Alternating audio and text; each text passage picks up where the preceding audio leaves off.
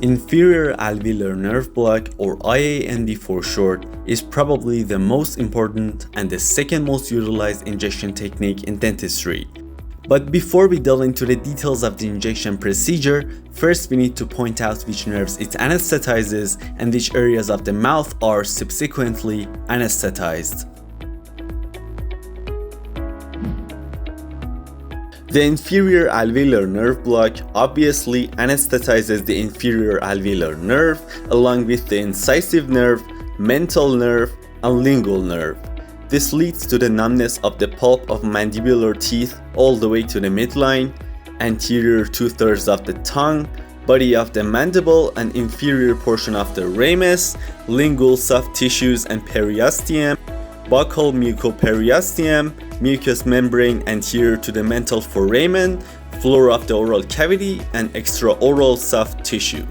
Needless to say, it brings about the anesthesia of a vast section of the mouth, which is very useful when procedures on multiple mandibular teeth in one quadrant need to be carried out.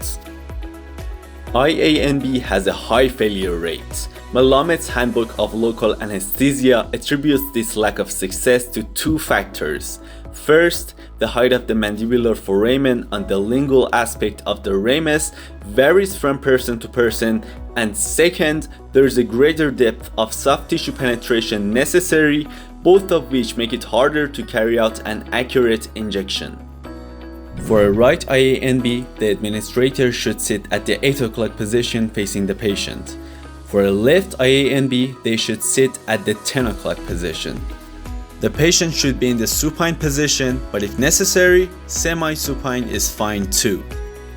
In order to demonstrate the process of the IANB, I got help from one of the best oral surgeons I know. به نام خدا دکتر علیزاده هستم، جراح فک و صورت. امروز آموزش بلاک مندیبولار داریم، بلاک اینتریور آنگولار میاد. Here we use the syringe that is loaded from the side. There is also another type of syringe that requires you to pull back the handle, bend it, and then put the carpule inside. The harpoon of the syringe should tightly hold the plunger of the carpule to facilitate aspiration. First, pull back the handle of the syringe and put the carpule in place. Then, twist the handle clockwise to make it couple with the plunger of the carpule. For the inferior alveolar nerve block, a long 25 gauge needle is preferred, but a 27 gauge also does the trick. We use the long 27 gauge needle here. Then, put the needle on the end of the syringe.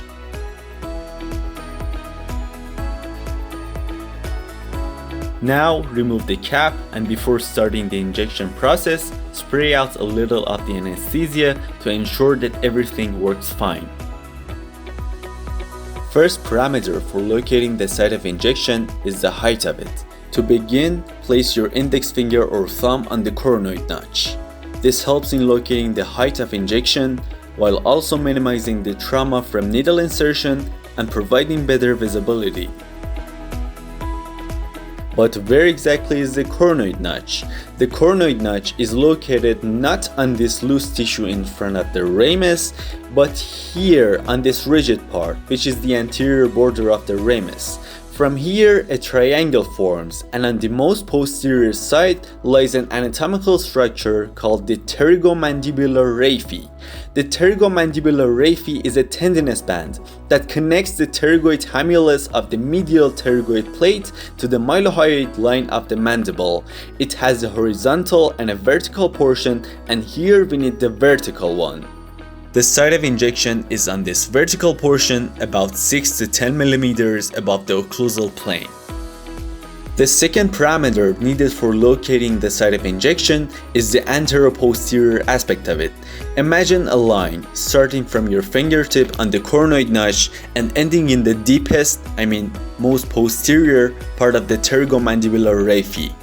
The site of injection lies 3/4 of the way along this line, right here. And finally, the third parameter for locating the injection site is the penetration depth.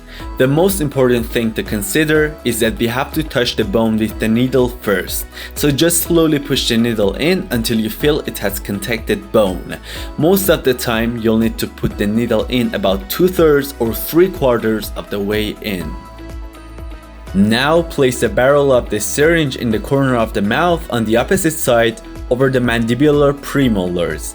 Not the canine, not the molars, but the premolars. Locate the injection site and slowly push the needle in.